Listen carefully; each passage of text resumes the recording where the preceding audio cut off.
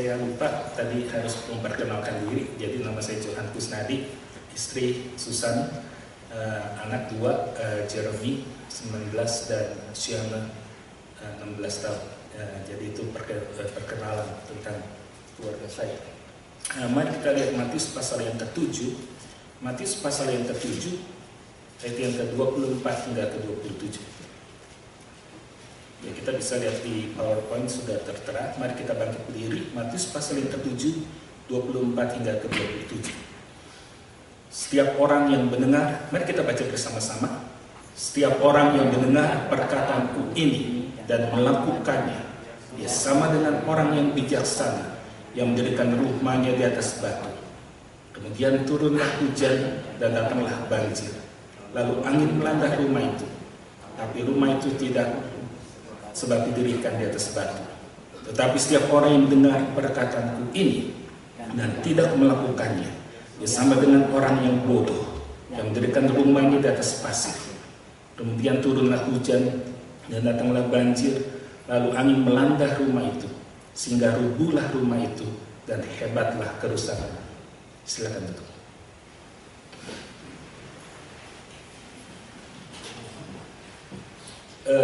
Bapak Ibu Saudara sekalian, nats yang kita baca ini adalah bagian dari khotbah di bukit yang Tuhan sampaikan, dan nats ini sangat indah dan merupakan bagian penutup dari bunga rampai khotbah di bukit. Di sini Tuhan Yesus mengatakan, Tuhan sendiri mengatakan ada dua jenis orang Kristen. Dua-duanya sedang membangun rumah. Dan maaf, Tuhan sendiri yang memberikan nama. Yang pertama Tuhan Yesus berkata orang bijak. Yang kedua Tuhan berkata orang bodoh. Ini kata yang Tuhan ucapkan sendiri. Orang bijak dan orang bodoh. Kedua orang ini sama-sama bangun rumah. Di manakah kedua orang ini bangun rumah? Kedua orang ini bangun rumah sama-sama di tepi pantai. Saya suka terjemahan bahasa Indonesia. Di tepi pantai. Ini melampaui akan King James Version atau New International Version, ada di tepi pantai. Kedua orang ini bangun rumah di tepi pantai. Anda pernah lihat bangunan rumah di tepi pantai? Saya pernah kebetulan mengunjungi rumah jemaat yang daerah Pluit, mungkin tahu itu Pantai Mutiara. Ya, di Pantai Mutiara itu saya ke rumah satu jemaat. Saya lihat tiga lantai, ya, rumahnya kurang lebih 15 meter. Kemudian saya iseng-iseng nanya, fondasinya berapa nih gitu, karena di belakang rumah dia laut. Belakangnya laut. Saya tanya, berapa kira-kira fondasinya? Kalau nggak salah dia bilang 40 sampai 45 meter. Oh, kaget saya. 40 sampai 45 meter. Tinggi bangunan 15 meter. Fondasinya 45 meter. Saya rumah itu kuat, kokoh, nggak ada retak rumah itu. Wah, itu kayaknya kena tsunami juga nggak roboh itu. Ya. Kenapa? Karena pas di tepi pantai. Bapak Ibu Saudara sekalian, Tuhan Yesus mengatakan dua orang ini, kenapa yang satu disebut bijak, kenapa yang satu disebut bodoh? Masalahnya hanya satu. Yang bodoh itu bangun rumah begitu cepat, begitu instan, semuanya serba cepat, tanpa mempedulikan akan masa depan kekokohan bangunan itu. Orang bijak itu mementingkan akan kualitas dari bangunan itu. Bayangkan, waktu orang bijak bangun rumah, dia sedang membangun fondasi, rumah orang bodoh hampir jadi. Fondasi rumah dia baru jadi, rumah orang bodoh sudah jadi. Ketika rumah orang bijak ini berdiri dengan megah, dengan tegak, dengan begitu kuat, bagaimana rumah orang bodoh? Dari dulu-dulu udah jadi. Kenapa? Begitu cepat, instan. Dan kemudian Tuhan Yesus berkata, ada 3 serangan, ada 3 musuh yang menyerang. Yang pertama itu siapa? Yang pertama itu apa? Adalah hujan. Ini musuh yang menyerang. Pertama adalah hujan. Hujan menyerang apanya? Rumah. Tik tik tik bunyi hujan di atas genting. Jadi yang pertama, serangan hujan adalah menyerang atapnya rumah. Ini serangan level rendah, serangan yang sangat nggak ada artinya, istilahnya hanya ya kecil serangannya, hujan. Bapak Ibu Saudara sekalian bayangkan ketika hujan turun, ya begitu kencang, begitu deras, rumah orang bodoh dan rumah orang bijak masih kuat. Kemudian datang serangan yang kedua, Alkitab mengatakan banjir. Banjir menyerang rumah itu. Ya. Dan apa yang terjadi ketika serangan ketiga, angin ribut. Disitulah terjadi perbedaan yang nyata. Rumah orang bijak teguh berdiri, rumah orang bodoh hancur, lebur, berantakan, dan susah dibangun kembali. Di mana letaknya? Tuhan Yesus berkata adalah di fondasinya. Di fondasinya. Bangunan rumah di sini bisa berbentuk adalah bangunan rumah tangga di dalam kehidupan kita masing-masing. Serangan iblis terbesar sekarang ini di Amerika Serikat saya temukan adalah menghantam kehidupan rumah tangga.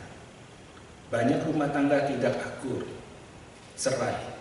Di Indonesia baik-baik, ya cerai sungkan, malu sama tetangga, malu sama masyarakat. Di sini bebas. Di Indonesia istri dianiaya masih tutup mulut, di sini bisa ya beda.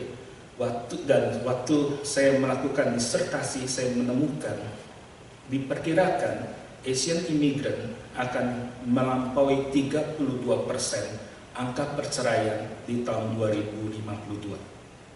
Sekarang angka perceraian Asian immigrant sudah 18%. Dan angka bagi American citizen yang penduduk di sini itu sudah melampaui 62%.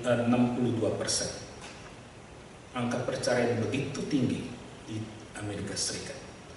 Berarti lebih dari 50%. Ini sangat mengkhawatirkan. Dan diprediksi Asian immigrant akan mencapai 32% 2052. Itu sebabnya dalam bangun rumah, ini bisa dikonotasikan juga membangun rumah tangga. Ini juga bisa dikonotasikan membangun sebuah gereja yang kuat, membangun sebuah kehidupan pribadi yang kuat, kokoh di tengah badai. Kenapa ada seorang bisa pindah agama? Kenapa ada seorang bisa tidak mau lagi ke gereja? Karena tidak kuat, tidak kokoh dalam hidupnya, imannya terhadap Tuhan. Kalau dalam kehidupan rumah tangga, saya suka lukiskan bangunan rumah itu atapnya harus ada 2. Fondasinya dindingnya ada 4 dan fondasinya ada 4. Itu sebabnya dalam buku yang saya tulis ada 10 prinsip membangun kehidupan rumah tangga yang kuat dan kokoh. Atapnya 2, temboknya 4, fondasinya ada 4. Seringkali masalah terjadi dalam kehidupan bergereja, kehidupan berumah tangga. Masalah pertama, masalah yang sering terjadi adalah masalah komunikasi. Bisakah kita berkomunikasi dengan baik, dengan benar, dengan jujur? Seringkali ini di Indonesia, istri-istri suka berkata, semua orang sudah tidak sayang saya tidak disayangi oleh semua orang. Saya tanya, ibu yang nggak sayang ibu itu siapa? Suami saya. Oh iya, anak-anak saya sayang. Tadi bilang semua orang tidak sayang. Berarti seringkali ada penggunaan kata hiperbola, penggunaan kata yang dibesar-besarkan. Ini satu komunikasi yang tidak baik. Memakai hiperbola, membesar-besarkan sesuatu yang sebetulnya tidak seperti itu. Tangan kepotong dikit, aduh tangan saya buntung, loh ada kepotong sedikit, bilang tangannya buntung. Nah ini hati-hati dalam berkomunikasi. Suatu hari ada suami istri, mereka cekcok ketemu saya. Dia bilang, ini suami saya betul-betul bodoh, suami saya betul-betul tidak peduli dengan saya. Kenapa? Saya tanya, ada masalah apa? Saya sudah pesan sama dia. Ya saya bilang papi, ya atau ya dia pakai istilah dear, ya dear. Nanti hari Kamis saya ada rapat di gereja jam 7 malam. Oh iya hari Kamis jam 7 malam. Oke baik kata sang suami. Apa yang terjadi? Jam 4 suami sudah pulang cuci mobil. Wah istrinya sudah pulang pagi ya cuci mobil demi nganterin saya ke gereja untuk rapat, dia cuci mobil buat saya. what a beautiful husband. Ya, jadi sungguh-sungguh kagum, amazed sama husbandnya. Apa yang terjadi? Udah cuci mobil jam 5, ya, dia masih keringat, dia berkata, nanti sebentar lagi saya mau mandi. Oh iya, oke. Iya, silakan mau mandi dulu. Jam 6, ya udah waktunya, udah deket, ya udah mau berangkat. Suaminya kok lama ya, nggak keluar dari kamar, nggak turun ke bawah. Oh, mungkin dia mau cari baju yang pas ya, supaya matching gitu ya. Oh, mungkin dia cari parfum supaya demi nganterin saya, dia mau wangi-wangian gitu ya. Oh iya, tunggu 6.15, 6.30 loh. Ini udah telat nih. Kok masih belum turun-turun? Dia langsung masuk ke rumah, ke lantai 2, dan dia lihat suaminya sedang mendengkur, sedang ngorok tidurnya. Langsung dia teriak, "Papi kok tidur? Kan saya sudah bilang jam 7 saya mau rapat." Suaminya terbangun, "Kenapa sih kamu teriak-teriak? Loh kan saya udah bilang saya mau rapat. Loh ini 6.30 kok kamu belum berangkat?" Wah, makin meledak istrinya. "Kan saya udah bilang jam 7. Iya, silakan rapat, kan mobil udah dicuci." Ya, tinggal pakai berangkat gitu. Loh, maksud saya itu kamu anterin, tau nggak? Gitu, anterin loh. Kamu nggak bilang minta dianterin? Kemudian saya tanya pada istrinya, "Kenapa nggak ngomong langsung minta dianterin?" "Malu dong Pak, saya kan istri. Suami harus ngerti, saya ngomong apa harus ngerti." Oh begitu. Jadi kalau istri ngomong apa gitu ya, suami harus catat, kalau perlu buka buku tafsiran, ini apa maksudnya ya. Dia ngomong gini, apa sih maksudnya? Bukankah itu sangat menyulitkan? Jadi kenapa sih masalah terjadi? Seringkali masalah itu masalah sepele, masalah komunikasi. Bisakah kita berkomunikasi dengan baik, dengan benar, dengan jujur, sehingga orang paham, oh ini maksudnya, oh jelas maksudnya. Jadi pertama itu adalah masalah komunikasi. Dan angka perceraian yang terjadi, pembunuh terbesar itu karena tidak bisa komunikasi antara suami dengan istri, satu terhadap yang lain, tidak bisa komunikasi. Masalah yang kedua, kenapa sih sebuah keluarga tidak kuat, sebuah keluarga tidak akur? Saya mengatakan masalah kedua adalah masalah ekonomi. Ini bicara atap ekonomi, ya. Kita perlu satu ekonomi yang kuat, keluarga kuat, gereja pun kuat, ekonomi harus kuat. Bagaimana sih membangun ekonomi yang kuat? Saya punya rahasianya di kitab Rut. Mari kita lihat kitab Rut.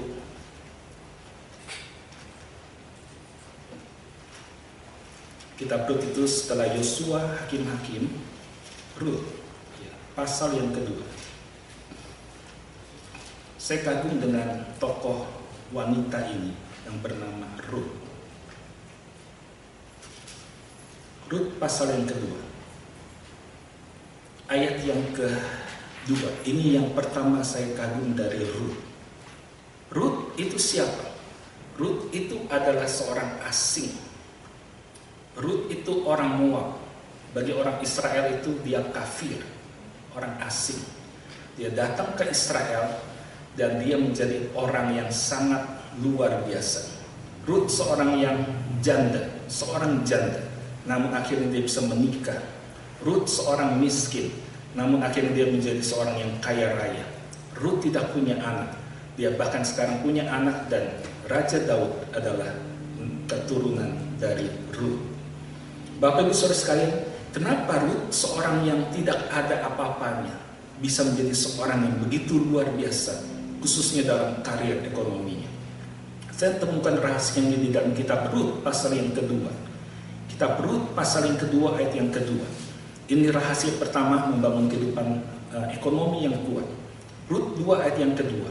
Maka Rut perempuan Moab itu berkata kepada Naomi, "Biarkanlah aku pergi ke ladang memungut bulir-bulir jelai di belakang orang yang murah hati kepadaku."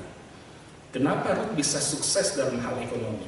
Saya temukan rahasia pertama adalah dia memulai karir hidupnya sebagai apa? Seorang yang memungut jelai. Ini hal yang tidak mudah. Kalau seorang berani memungut jelai, berarti dia siap dikasih label, you are poor. Anda miskin.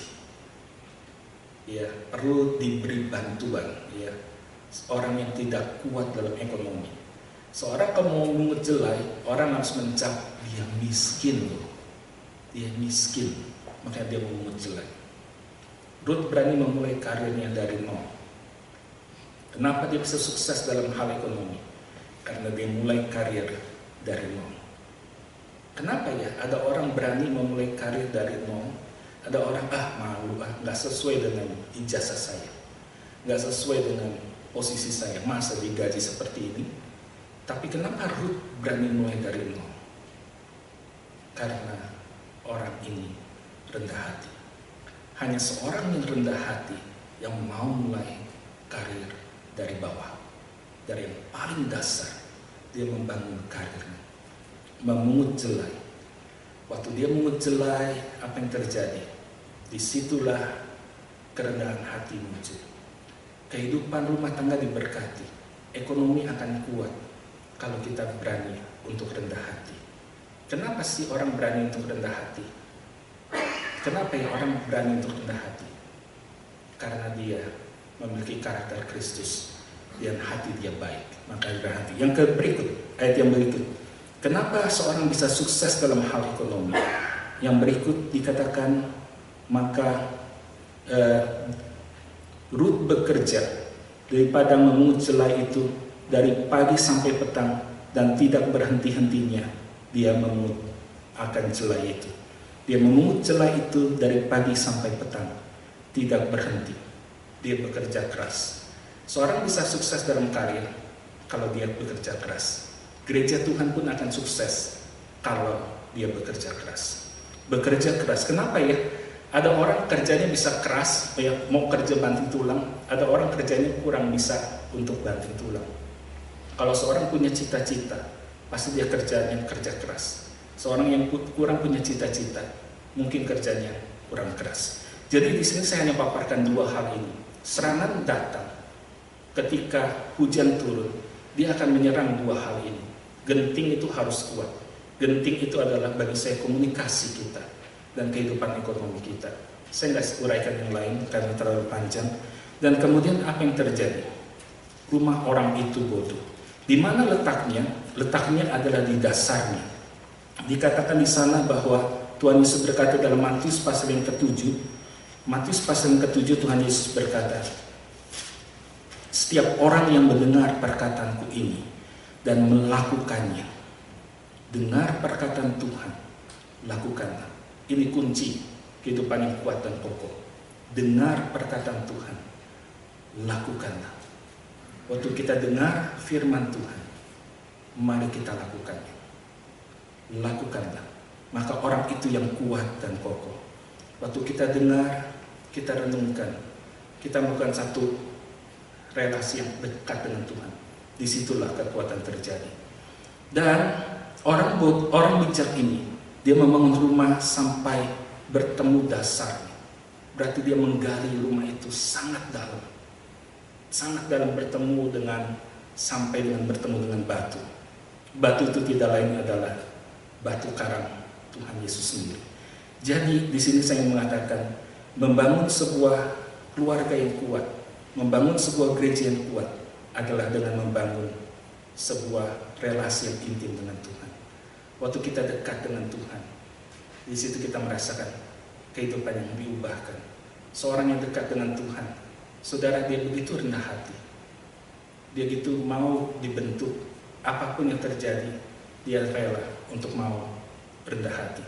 Jadi, saya ingin simpulkan, orang bijak ini, dia berhasil tampil sebagai pemenang, rumahnya kuat dan kokoh. Dengar firman Tuhan, dia melakukannya. Mari kita tunduk kepala, kita masuk dalam doa.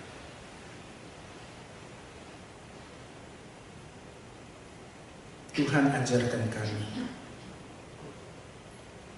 di dalam hidup kami senantiasa menjadi pelaku firman Tuhan. Kami sadar manusia hidup bukan hanya roti saja, tapi dari setiap firman yang keluar dari mulut-Mu ya Tuhan. Tuhan, Kau melihat betapa hati kami masih terluka. betapa ada banyak kekecewaan. Tapi kami mau bersandar kepada firman Tuhan. Firman Tuhan yang menguatkan, menghiburkan. Firman Tuhan yang membangunkan kehidupan jemaat Tuhan. Tuhan, kami rindu sekali bangunan gereja GKI Monrovia. Bangunan gereja yang begitu kuat dan kokoh. Karena ada di atas batu karang. Waktu ada hujan, angin, ataupun banjir datang, Tuhan, kami mau gereja Tuhan tetap kuat teguh berdiri. Kehidupan rumah tangga setiap anak-anak Tuhan tetap kuat dan kokoh, walaupun serangan itu begitu gencar. Kami sadar ya Tuhan, bahwa kedatangan-Mu semakin dekat. Gereja-gereja banyak mengalami masalah, bahkan aniaya.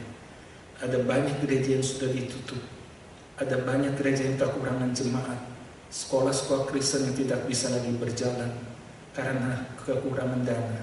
Tuhan, kami mau memulai dengan komunikasi yang baik, yang jujur, yang benar, dan juga membangun ekonomi yang kuat, sehingga sungguh Tuhan kami boleh melihat bahwa gereja Tuhan tetap kuat dan kokoh dengan kondisi komunikasi yang baik dan ekonomi yang tetap kuat dan kokoh. Mampukan kami ya Tuhan untuk memberi lebih, supaya sungguh gereja Tuhan semakin dibesarkan, gereja Tuhan semakin berbuah-buah. Kami tahu waktunya begitu singkat, dan kami mau dalam waktu yang singkat ini mengerjakan pekerjaan besar buat Engkau. Terima kasih Bapa, segala kemuliaan bagi nama-Mu. Demi nama Tuhan Yesus kami sudah berdoa.